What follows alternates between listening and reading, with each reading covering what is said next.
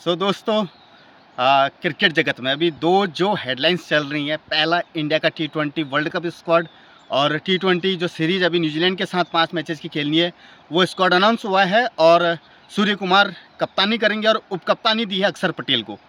तो इंडिया का ये स्क्वाड बड़ा ही डिफ़िकल्ट है यार, क्योंकि शुभमन गिल को जो आप रेगुलर खिला रहे हैं और शुभमन गिल इंडिया क्रिकेट के भी पोस्टल बॉय रहे हैं। इतनी हेडलाइंस में वो रहे हैं। टेस्ट कप्तानी में इंग्लैंड में जाकर के उन्होंने अच्छा करा, लेकिन फिर इंडिया में डिसअपॉइंटमेंट हुई। साउथ अफ्रीका हमको हरा करके गई और उसके बाद ओडीआई क्रिकेट में उन्हें मौका दिया, वहाँ वो इंजर्ड हो गए और उसके बाद T20 में उन्हें वापसी करी तो उनको हटाया गया। संजू सैमसन की वापसी हुई, संजू सैमसन ने 38 रन मार दिए और अब संजू सैमसन को एक ओपनर के तौर पर देखा जा रहा है। ईशान किशन, जी हाँ, ईशान किशन वो खिलाड़ी बहुत अच्छी परफॉर्मेंसेस दे रहा था, बट इंडिया क्रिकेट का पता नहीं है क्या रूल एंड रेगुलेशन है, ये प्लेयर्स को जमने से पहले हटा देते हैं टीम से। और अब ये एक ऐसी एंट्री दी है, आपको अगर याद होगा ना वो बयान, जब रोहित शर्मा के साथ में ईशान किशन इंटरव्यू कर रहे थे तो रोहित शर्मा उनको पूछते हैं कि यार आपने पिछली सीरीज़ में दोहरा शतक मारा है और आप खेल नहीं रहे हो ये मैच, न्यूजीलैंड के साथ में थी वो सीरीज़, तो आप क्यों नहीं खेल रहे हो? तो ईशान किशन रोहित शर्मा से कहते हैं भैया ये मैं कैसे बता सकता हूँ यार, कैप्टन तो आप हैं, मुझे क्यों नहीं खिला रहे हो दोहरा शतक मारने के बाद भी, तो ये मैं नहीं बता सकता हूँ, कैप्टन आप हैं। और रोहित शर्मा हंसते उस बात पर।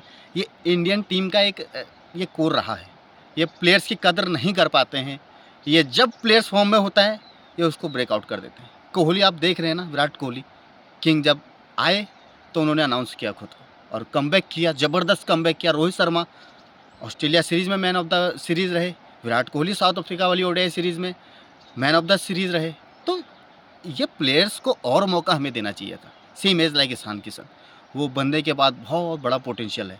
अगर आप अंडर 19 वर्ल्ड कप जब ऋषभ पंत और ईशान किशन ओपनिंग आते थे ना, अगर आपने देखी होगी वो लंबे लंबे छक्के वो खिलाते थे।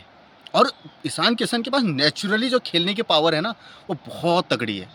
तो अब और जो एंट्री हुई है रिंकू सिंह की, रिंकू सिंह वो खिलाड़ी भी नहीं जानता है कि यार क्यों मेरे साथ ऐसा हो रहा है। अब रिंकू सिंह को हमने सिर्फ एज अ फिनिशर देखा हुआ है, बस उस बंदे के पास जितना पोटेंशियल है आप उनको ओडीआई में भी ट्राई कर सकते थे।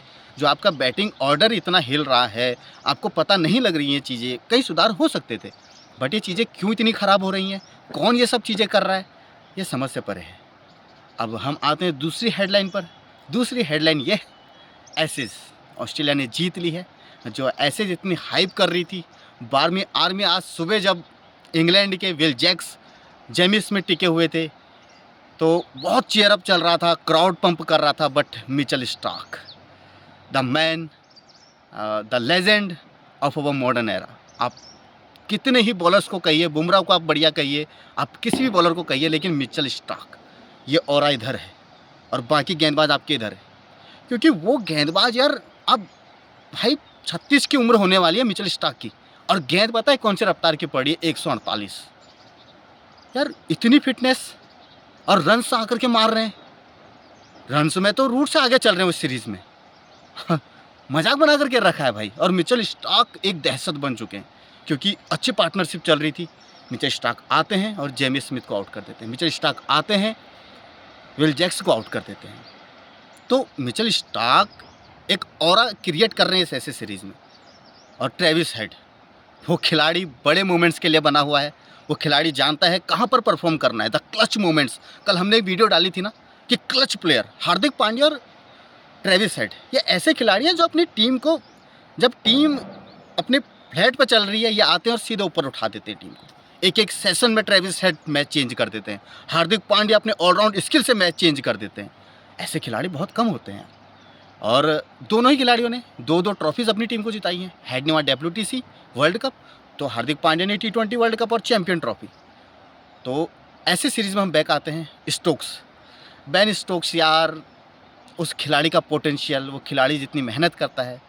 आर्चर उनसे कह रहे थे कि मेरे को ये गेंद तो मैं आउट कर रहा हूँ, लेकिन बेन स्टोक्स उनसे कहते हैं भाई क्या कर रहे हो तुम, आप फील्डिंग वहाँ मांग रहे हो, लेकिन आप जब स्टंप्स पे बॉल करोगे तभी तो चीज़ें होंगी ना, आप मांग रहे हो फील्डिंग वहाँ पर, कैसे चीज़ें होंगी। और इंग्लैंड टीम इतनी स्ट्रगल कर रही है, बेस बॉल धज्जियाँ उड़ चुकी हैं। बेस बॉल के कॉफिन में अगर आखिरी ताबूत पर जो कील पड़नी थी ना, वो ये तीसरा ऐसे टेस्ट हार करके पैट कमिंस की टीम ने ठोक दी है। और अब इंग्लैंड क्रिकेट में बहुत तबाही आने वाली है, वो जो ओली पोप पर जो फर्जीवाड़ा करके खेल रहे हैं, वन डाउन आते हैं, उन पर सवाल उठेंगे और उनकी स्पॉट जाएगी। अब इंग्लैंड क्रिकेट बदलाव मांगेगा। बेन स्टोक्स वो खिलाड़ी जितना पोटेंशियल लेकर के आता है, कहीं ये ना हो कि ट्रॉमा में जाकर के रिटायरमेंट तक ले ले, क्योंकि इंग्लैंड टीम स्ट्रगल कर रही है। आप देख रहे होंगे वहाँ पर एज के लिए बेन स्टोक्स पूछते हैं जेमी स्मिथ से कि यार बताओ ना, एज लगा है स्नीको पे, क्या है? वो कहते हैं रिव्यू के लिए मांग रहे थे और जेमी स्मिथ कहते हैं आई डोंट नो। एक तरफ एलेक्स कैरी अपने कप्तान को इतना सपोर्ट करते हैं, कीपिंग स्किल हम सब देख रहे हैं उनकी, ऐसी ज़बरदस्त कीपिंग स्किल, हर कोई उनकी तारीफ़ कर रहा है। स्टंप्स के आगे लग जाना, वहाँ पर बैट्समैन के पाँव बांध दे रहे हैं वो पेसर्स के खिलाफ।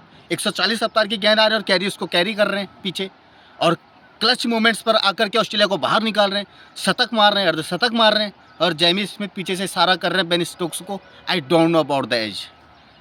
बेन स्टोक्स करें क्या? बेन स्टोक्स अभी फंस चुके हैं और बेसबॉल जो सो कॉल्ड चल रहा था, अब सवाल उठेंगे। ब्रेंडन मैकुलम की कोच की जो रेपुटेशन है, उसके धज्जियाँ उखेड़ दिए हैं ऑस्ट्रेलिया ने। और ऑस्ट्रेलिया वो टीम अपने खिलाड़ियों को जिस तरीके से लेकर के चलती है, हमें सीखना चाहिए यार। जब ये ऐसे शुरू हुई थी, सब ने कहा था बूढ़ों की टीम है। एक कैमरन ग्रीन है जो 30 से नीचे के एज के हैं, कैसे इंग्लैंड से पार पाएंगे?